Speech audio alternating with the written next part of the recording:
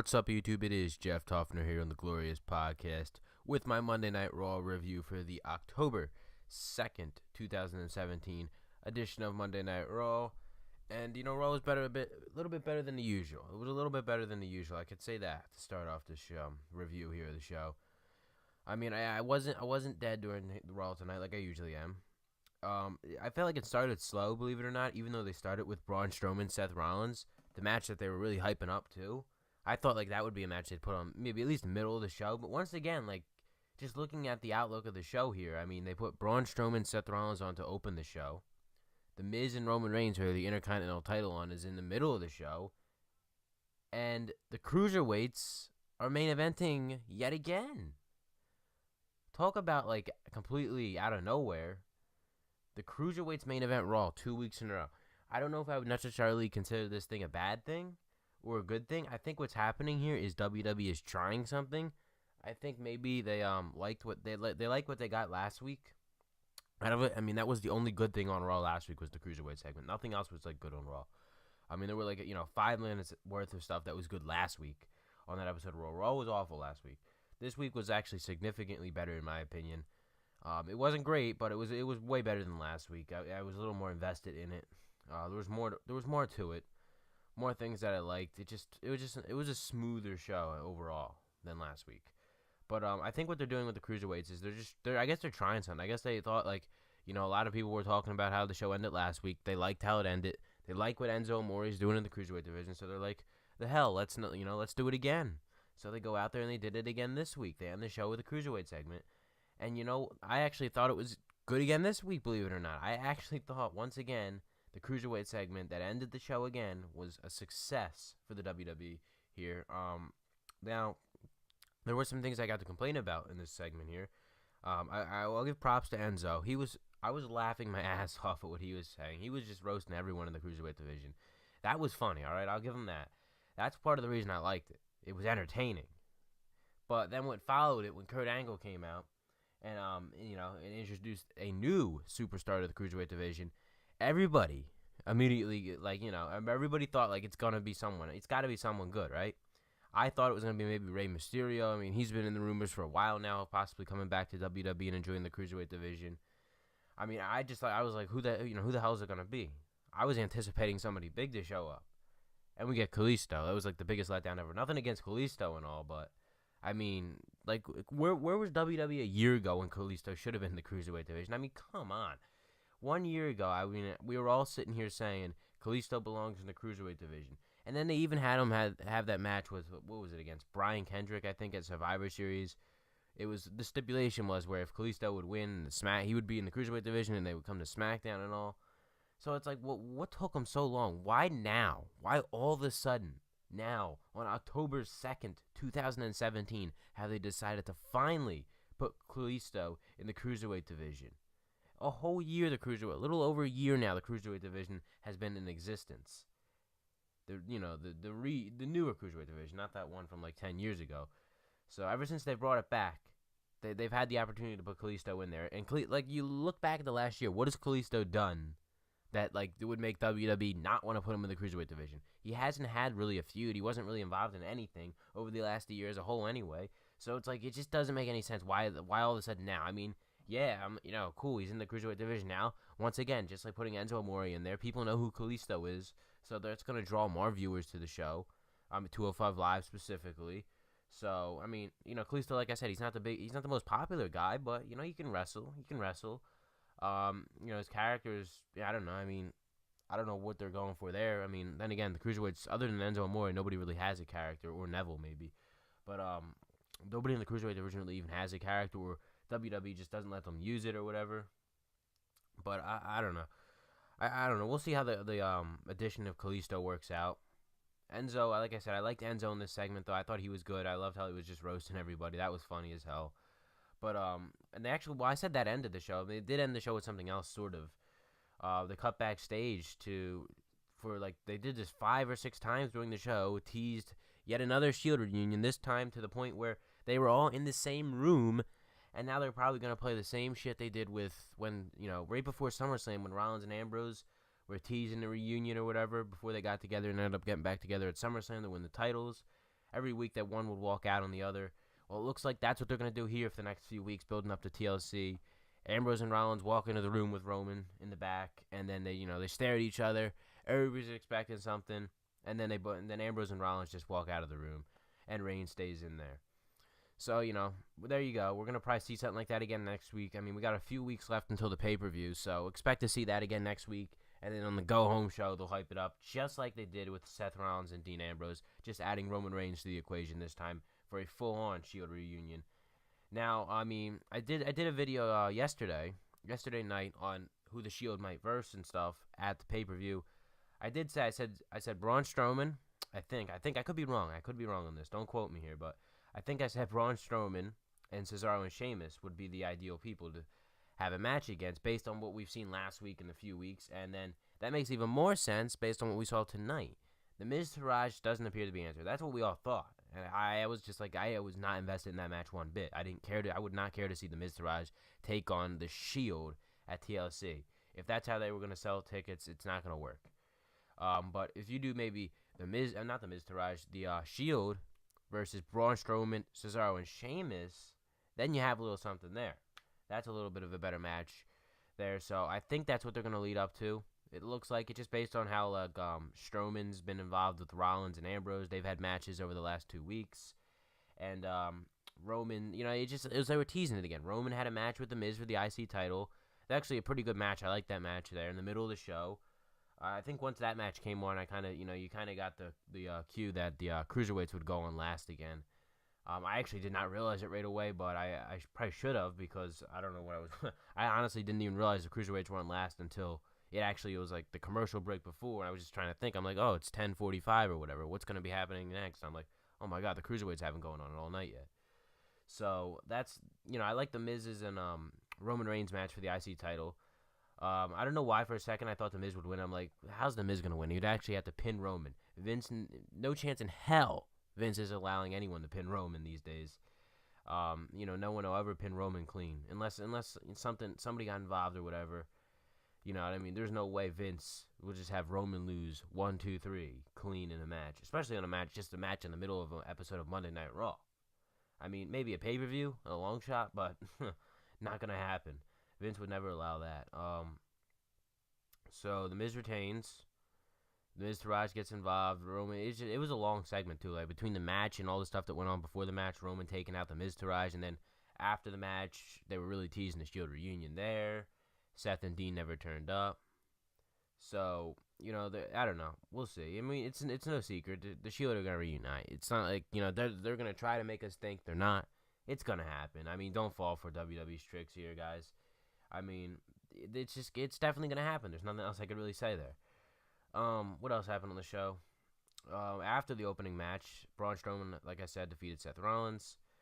There was also a Shield tease after the match. That match, too, like I said, there was like 1,000 of them on this show. After almost every match or something that involved either Seth Rollins, Dean Ambrose, or Roman Reigns, there was some type of, tease to where they reunite. So they're going just hardcore with it at this point. You know what I mean? They're making it well known that it will happen. I mean, from the beginning of the show to the end of the show to the middle of the show, wherever. It's all over the show. You know what I mean? It's basically centered around the Shield at this point. That's what they're going to center this pay-per-view around, too. Elias defeats Titus O'Neil. Nothing really to talk about there. Nia Jax, Mickie James have a match, and then that ends up leading to be announced that Alexa Bliss will take on Mickie James for the title at TLC. And thank God, I am very invested in this match because Mickie James versus Alexa Bliss is something new. It is something different. They're finally using Mickie James right. They're not, ever since they brought her back, she's really played the role of basically a jobber. So now they're actually going to put her in a match for a title match with Alexa Bliss, which I'm definitely looking forward to. There's like a few more weeks left until the pay-per-view, so I think the build could actually be pretty decent. Like we saw, I liked their promo last week on Raw was one of the actual few things I liked about the show. That's like that 5-minute promo they had was like the only other thing I really cared for on last week's episode of Raw. But I thought like that worked out, and then this week here, the match gets announced. I don't know if there's going to be a stipulation at it because it is a TLC pay-per-view. We'll see. But even if it's a regular match, it should be a good match. Hopefully it's good. Hopefully the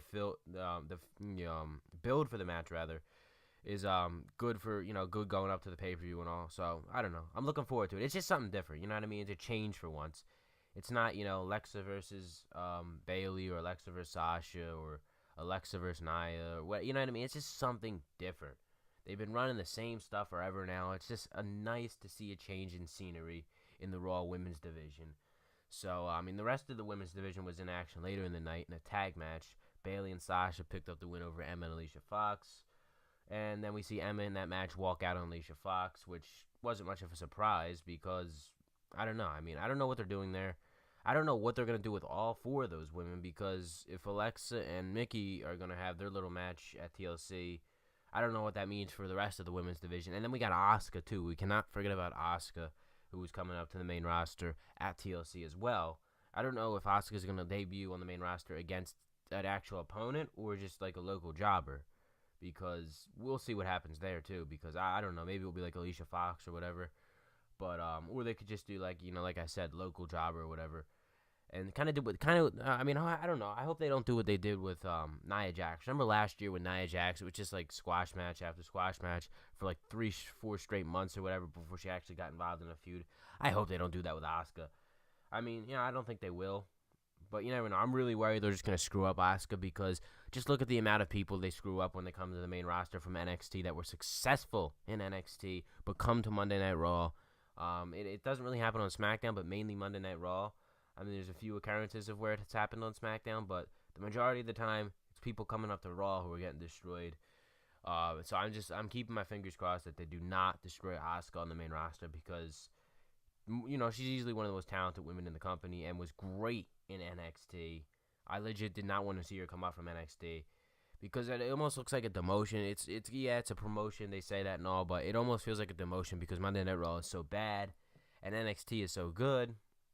It just doesn't, it's sort of a demotion in a way. But I don't know. I hope that turns out all good. What else we got? The Club, Gallows and Anderson defeat Matt Hardy and Jason Jordan. Now, I said right out, I think it was last week, maybe my Raw review, or the week before. I said I have this weird feeling they would end up putting Matt Hardy and Jason Jordan together as a tag team long term, with Jeff Hardy being out with the injury and everything. He's not supposed to be back until like after WrestleMania, maybe. Like that sucks there for him. So instead of giving Matt Hardy a solo run, it looks like maybe they're actually gonna just throw him with Jason Jordan. And then based on tonight, it looks like they might actually try to roll with that. Believe it or not, I said that kind of like as like one of those things that wouldn't happen. It's, I was thinking, no, it ain't going to happen. There's no chance they'll do that. Let me just say it anyway, you know what I mean?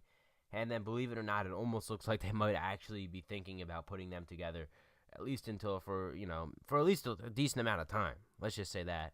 And I think this just shows, once again, how lazy WWE booking can be if they end up doing this with Matt Hardy and Jason Jordan, because it just shows that they don't want to give Matt Hardy a solo run, either because they don't trust him, or whatever. I don't know. If you give him the broken gimmick, Matt Hardy can run with that, and he'll be fine. He will be great. He will be one of the most successful things going in WWE if you give him that broken gimmick. But I don't know. Like, I really do not hope they do not. They better not be putting him and Jason Jordan as a tag team and try it, because the Raw Tag Team division is very thin right now. You got the Club, Sheamus and Cesaro, Rollins and Ambrose, and that's about it. The Revival, they could be coming back soon. I'll have to check and see update on the Revival. I don't know when they're supposed to be back. Dash Wilder of the Revival has been wrestling on like Main Event the past like 4 weeks or whatever. I saw someone put up something on Twitter that said he's like lost 4 matches on Main Event or whatever, singles matches. I didn't even know he was on that. But I don't know. I don't think no one's even gonna know. You could lose 100 matches on that show. No one's gonna know because no one watches Main Event. But hopefully the Revival are back soon. WWE could really use that, especially Raw, the tag team division, with it being so thin and everything. So yeah, I don't know what they'll do there. Just please do not put Jason Jordan and Matt Hardy together as a tag team. Let Matt Hardy go on a solo run. Let him go broken. I cannot believe we're sitting here and it's October now and Matt Hardy is still not broken. They have teased that gimmick so hard and they just haven't given it to us. So with Matt Hardy now, with Jeff Hardy being out rather, you know what I mean? It just gives that, it's like an opportunity there. You know what I mean? Like he could do it. They're just going to have him run regular solo run. Nothing special, typical, just, your basic Matt Hardy run here. Or are you going to give him the broken gimmick and let it be something entertaining, something that people will enjoy, and it would just work out much better. It would get more people to watch the show. It would just help ratings in general. everything. It would be a positive. So hopefully maybe Vince and everybody realizes that. And because I know Matt Hardy definitely wants to do it. There's no question about Matt Hardy. He's dying to do the broken gimmick. It's just I think it's all about like the whole lawsuit or whatever that happened with TNA.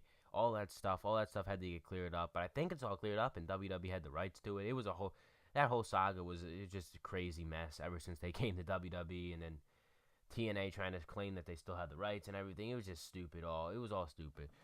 But let's just hope that the broken gimmick does happen in WWE, because Raw could use something like that right now, something new. Finn Balor and Bray Wyatt's promo, they're whatever. I don't even know. They're bringing back. Here we go again with Sister Abigail. How many times since Bray Wyatt's been on the main roster have they teased a Sister Abigail appearance? I feel like just about every year now. This is like the third or fourth time that they've been. It's like, are we actually going to see a Sister Abigail? Because, I mean, you remember, go back to the Randy Orton feud earlier this year. We all thought we were going to see a Sister Abigail during that feud. Never happened. That feud actually turned out to be awful. It almost seemed like they would do something at WrestleMania there. Never happened. Their match was abysmal at WrestleMania. It's one to forget right there. But now all of a sudden they're introducing it again, bringing the idea of it possibly happening. I hope it happens, because me and probably nobody else cares to see just a regular Finn Balor Bray Wyatt feud. It's just boring what they're doing. Like I said, this week, like, bringing up Sister Abigail kind of, gets me a little more invested maybe into it.